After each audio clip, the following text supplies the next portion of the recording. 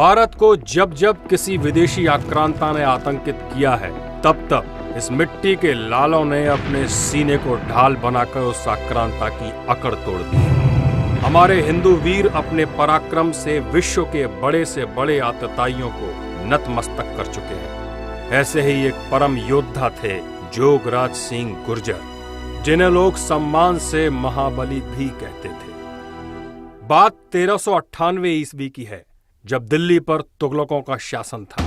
उस कालखंड में तैमूर लंग भारत की सीमाओं को लांघकर अपनी 2 लाख घुड़सवारों की सेना के साथ पंजाब को लूटता हुआ दिल्ली आ थमका। वह जहां से गुजरता वहां नरमुंडों के ढेर लग जाते। तुगलकों ने तैमूर के सामने घुटने टेकने में देर न लगाई। दिल्ली में लाखों लोगों का नरसंहार हुआ। असंख्य स्त्रियों ने अपनी अस्मिता गंवाई। पूरी दिल्ली फूंक डाली गई।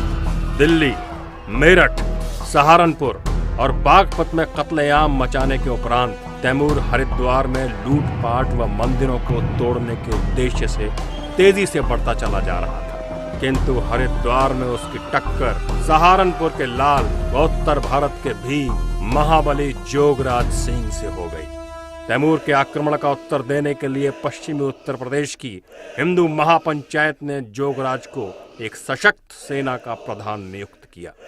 उस सेना के अन्य नायक थे हरवीर सिंह जाट, धूला वाल्मीकि, गजे सिंह जाट गढ़वाला, तुहिराम राजपूत, सरजू पंडित, उमरा त्यागी, दुर्जनपाल अहीर, कुंदन जाट, धारी गडरिया, भुल्ला नाई, भाना बुनकर, अमन सिंह पुंडीर राजपुत्र, नत्थू पारडर राजपुत्र, मामचंद गुर्जर एवं फलवा कहार।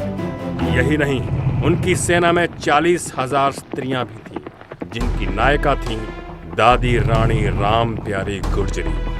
राम प्यारी गुर्जरी की 4 प्रमुख सहायिकाएं थीं: हरदाई जाट, रामदाई त्यागी, देवी कौर राजपूत और चंद्रो पंडिताएं। जोगराज जी राजा जगदेव परमार के वंशज और परमार खाप के मुखिया दादा मान सिंह के वीर पुत्र थे। महाबली जोगराज सिंह अपने नाम के अनुरूप 7 फुट लंबे फौलादी शरीर वाले अद्भुत लड़ाके थे। महाबली को सेनापति का दायित्व उनकी सामरिक सूझबूझ, वीरता और अदम्य साहस की वजह से दिया गया था।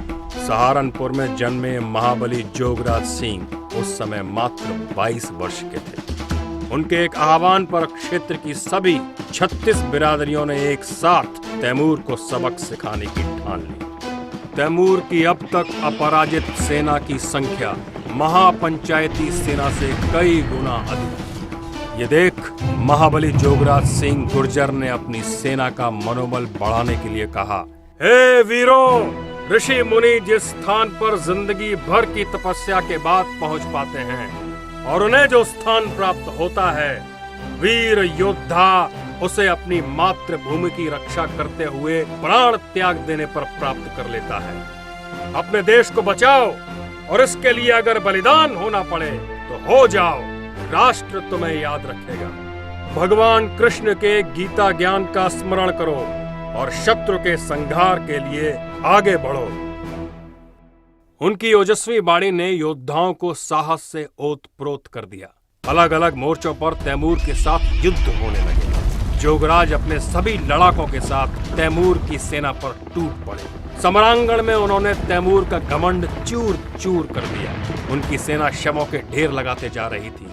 3 दिन के युद्ध के बाद तैमूर की 2.5 लाख की सेना मात्र 90,000 पर सिमट गई थी। अपनी सेना की इतनी बड़ी क्षति देख तैमूर विचलित हो उठा। तभी जाट शूरवीर हरवीर सिंह ने उस पर भाले से प्रबल प्रहार किया। भाला सीधे उसके वक्ष पर लगा और तैमूर बुरी तरह घायल हो गया। उसकी सेना में फूट पड़ गई। प्राण बचाने के लिए तैमूर युद्ध क्षेत्र से भाग निकला।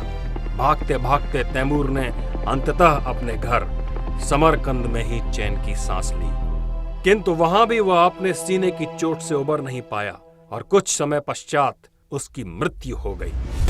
इधर महाबली के भी 80,000 से ज्यादा सैनिकों ने अपने प्राण न्यौछावर कर दिए। युद्धोपरांत घायल महाबली जोगराज सिंह ने हरिद्वार के जंगलों में प्रस्थान किया और अपने प्राण त्यागे।